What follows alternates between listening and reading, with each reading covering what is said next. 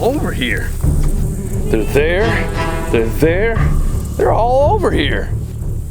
Greetings friends, I'm Mike the Fit Farmer, and years ago I moved my family out of the city to homestead in the country. Join me as I share our adventures of growing stuff, striving to live a healthy lifestyle, and so much more. Oh, and we live in a yurt.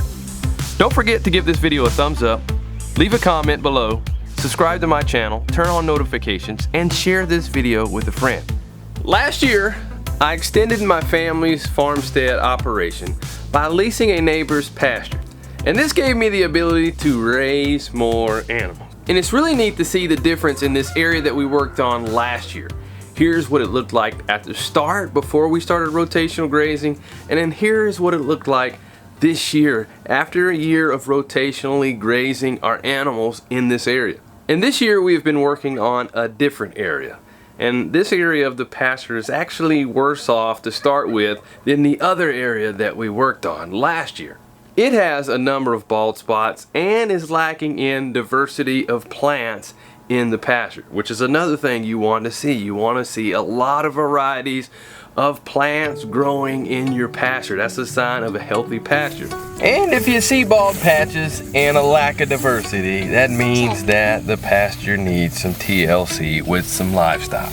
And there are a number of ways that livestock are beneficial to pasture. One of the ways is they provide natural fertilizer. Yep, that stuff. They also help with controlling weeds, because a pasture can just be predominantly one particular plant, and the animals are going to eat up that plant, which allows other plants to be able to grow. Also, they help improve soil structure by their hooves getting in there and breaking up the soil, which reduces compaction, which allows water to get into the soil for plants to grow, and also allows the root systems of the plants to grow for the plant to thrive. And the animals that we're using to rotationally graze in this pasture are our goats, chickens, and turkeys. And we start this rotational process with first bringing in my daughter's small flock of goats. In her little flock here, she has 2 older Nubian goats with 2 young goats, with this flock size being ideal for what we're doing right now. We first start off by getting the goats secure so that way they don't run off while we set up their new area. And then after that, we take up the existing fence. And right now, it takes 2 to 3 of us to do this whole process that you're about to see. But ideally, I want to simplify it and refine it so that way it only takes 1 person. But we still need some more items for that.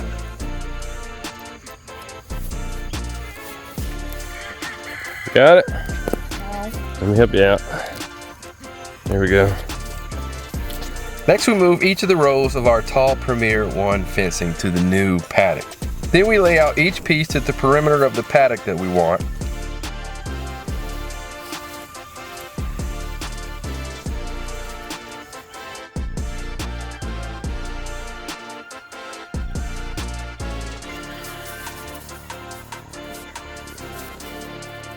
And then set it up and closing in the new area.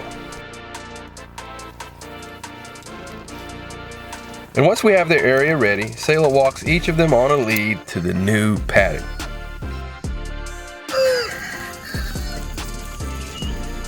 Come on over this way.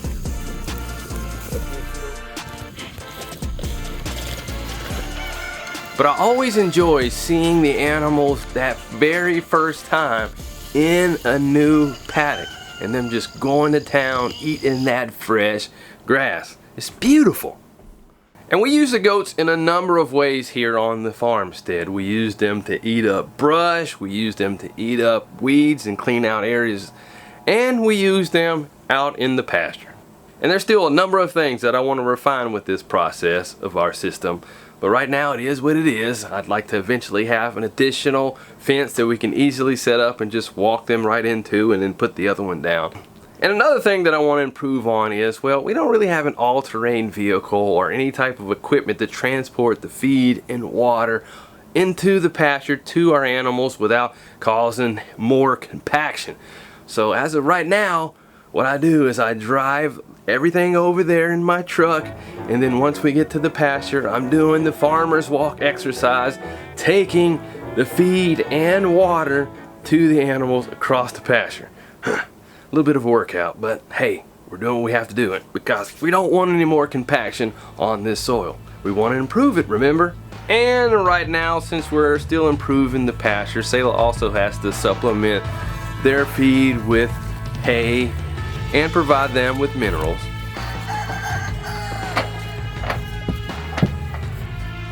And then after we have the goats all set up in their new paddock, what we do is we'll bring over the chickens next, because the goats will eat the taller stuff and leave some shorter stuff that the chickens can easily eat, because the tall stuff is hard for the chickens to eat. So it's just natural that the goats can eat the higher stuff because they're a taller animal, and then the chickens are a lower animal, they can eat the lower stuff, as well as scratch around and move and spread out the manure left behind from the bigger animals.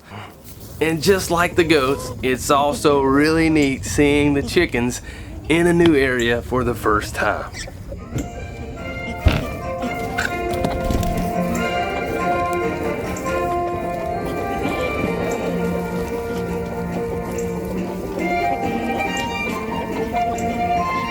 And in addition to the chickens that I raise for eggs, I also raise broiler chickens that we also move behind the goats in chicken trackers. And for our broilers, I raise Cornish crosses. I also raise Delaware broilers. And these big red broilers here from Murray McMurray turned out great this year. Nice sideburn. And did you know that raising animals on fresh pasture actually enhances their flavor, makes them taste better? Yummy. It does. Because being on pasture provides them with a more diverse diet where they're able to eat various greens but also eat bugs as well. And also it tends to be more conducive for them having lower stress. All that just makes them even yummier. And I also do the same with our turkeys too. And with the numbers that we have of both the goats and the chickens, generally our goal is to move this whole setup once a week. And yesterday was our time to move this setup. But this time, I had a number of surprises as we were moving their setup. Dad, watch out, there's wasp nest over there. Where? Behind you. You can see where the goats haven't eaten is where the wasp nests are. Usually whenever I go over to the pasture, I think of the possibility of ticks and snakes, but I didn't really expect to see wasps. And not just a few, there are a whole bunch of wasps. One of the things we noticed when we first put them in the section is they were running into wasps and they'd get stung and run off. They get stung too, just like we do. That'll be stung here. See a couple of baskets of bread right here. When the goats first got stung, Libby, the strongest, toughest one, got stung first, and she's like, whatever, and just ran off. And then when one of the other ones got stung, they ran off and said, nah! Alright, so I'm trying to move these without getting stung. They're a little different wasps than the ones that are at our house. The ones at our house, mostly black, but these are like mostly like orange. I haven't gotten stung by these yet. I don't want to. Come to find out, these wasps are red paper wasps. And it says online that their sting can be painful, and they are known to be aggressive if human activity comes near their nest. And it even says that if they're provoked, that paper wasps will defend their nest vigorously. Hope we don't find this out. So I cautiously keep moving forward with setting up the fence for the goats' new paddock.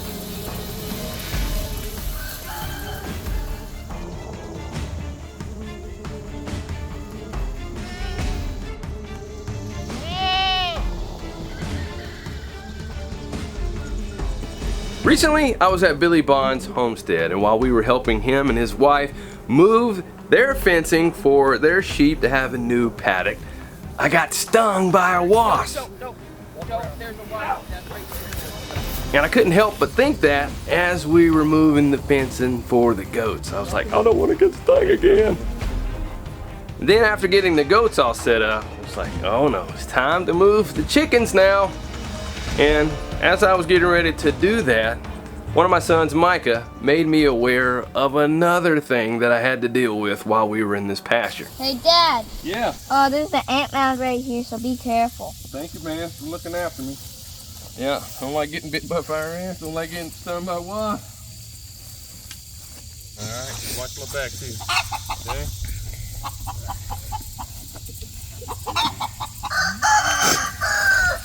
So I'm like, great. In addition to having a number of wasp nests, now we have a number of fire ant mounds. And I do know what it's like to get dealt with by them. They bite and sting. Now, their sting may not be as painful, but it is annoying, especially if they get in your shirt or in your pants or something like that. Oh, fire ants are no fun. It even reminds me when Sayla was just a little baby. I don't know, maybe she was like a year or two old. She crawled right onto one of the ant mounds and she got bit all over. We're like, oh no. But she was handled like a champion. Thankfully recovered from that. But I don't want anybody to get in a fire ant mound today. But we keep working, trying to avoid the numerous wasp nests as well as a number of the ant mounds. And I'm kind of thinking like, what in the world are we working in this area for? Oh, remember, Mike, it needs it. It has to be done. We got to work on this area. Hopefully get these wasps and these ants out of here. And then somehow I got the fence caught up right where another wasp nest was. Oh, I see a nest right there, baby. Look at that thing. Yippee yippee. Oh man. Right there. Yep. See if we can get this down without getting stung. Man, I have to work on this area. Oh, there's some more. And honestly, at this point, I'm getting a little jumpy. Anything I see moving out of the corner of my eye or hearing something, I'm jumping at it.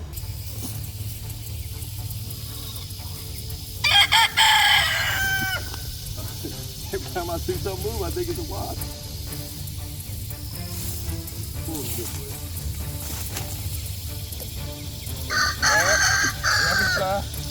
Something moving.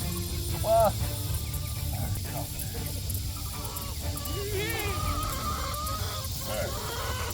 Okay, so what we're doing here is we've already taken the goats through here and they've eaten down all the tall stuff. And we're taking the chickens through so they can eat down all the low stuff. Hey Dad, are you gonna put the chicken fence around the wasp nest so the chickens eat the wasps? I plan on it. So I don't think that they'll eat the wasp nest or the wasp. I'm not sure. We'll see. They might be afraid of the wasp too. We'll just have to see. But you never know. They might eat them. But I do want to go ahead and have the chickens come through right after the goats and munch this down some more. It's crazy. There's just some spots in this pasture that are just junk. It's got little bald spots here and there that the chickens hadn't even been through yet.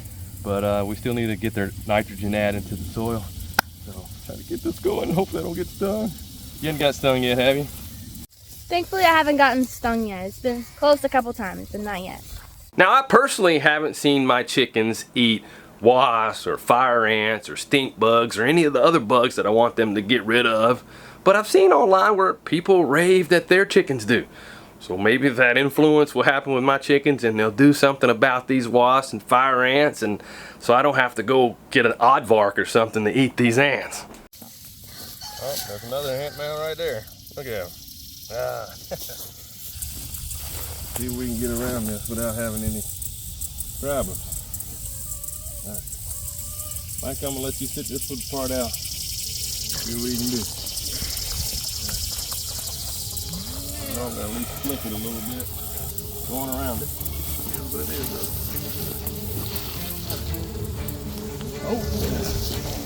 Oh, they're flying. Whew. That's a whole bunch of them just come flying around. Oh man. Oh, let's see if we can get through this.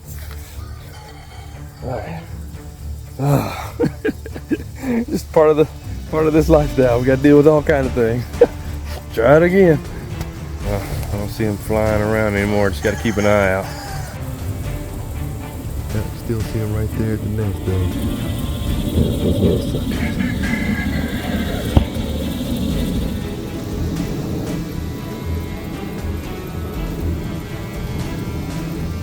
If I see them on me or near me, let me know, okay?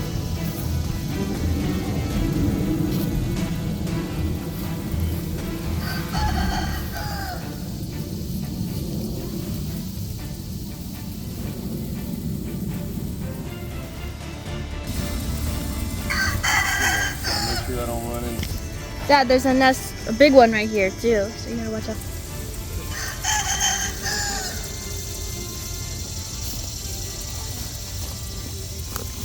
And then I was almost done, and then I run into another wasp nest.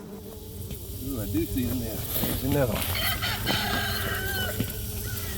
Right here, I see it in the grass right there, buddy. Oh, it's a whole bunch of them.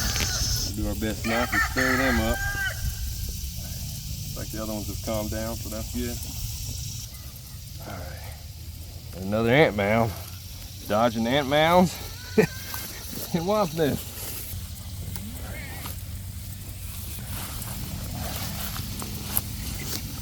Quiet it down. I can see them. I don't see them forming. I do see them doing their thing, flying around and doing whatever the wasps are doing to get their food or whatever else. Have you ever had to deal with wasp nests like this? If so, let me know in the comments section below. Also, if you have any suggestions of what I should do if my chickens don't do the job of getting rid of them, I'd love to hear those suggestions too. Now, I know what to do with the ants, but let me know about the wasps. Whew. I think we got it. So far, didn't get stung. Just got to get out of here now. Oh. Yeah, get out of here. Get out of here.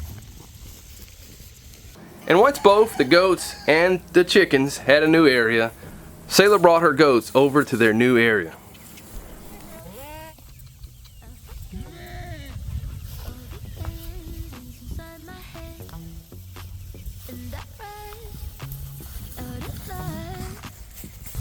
While we're moving the goat fence, I just put the small ones in with the chickens here and tied the big ones up.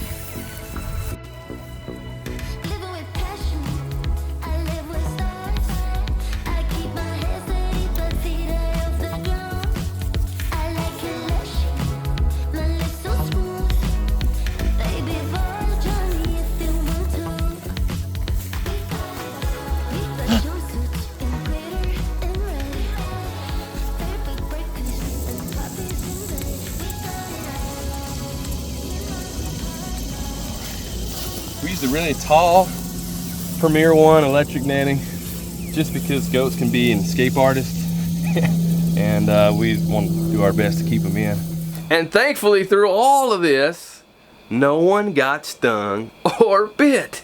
Yes, yes. And the animals are all set up in their areas for this week. All right, let's do this one for the thumbnail. All right, hold the string there, Micah. Let's say, ah! You have a worm in your hair.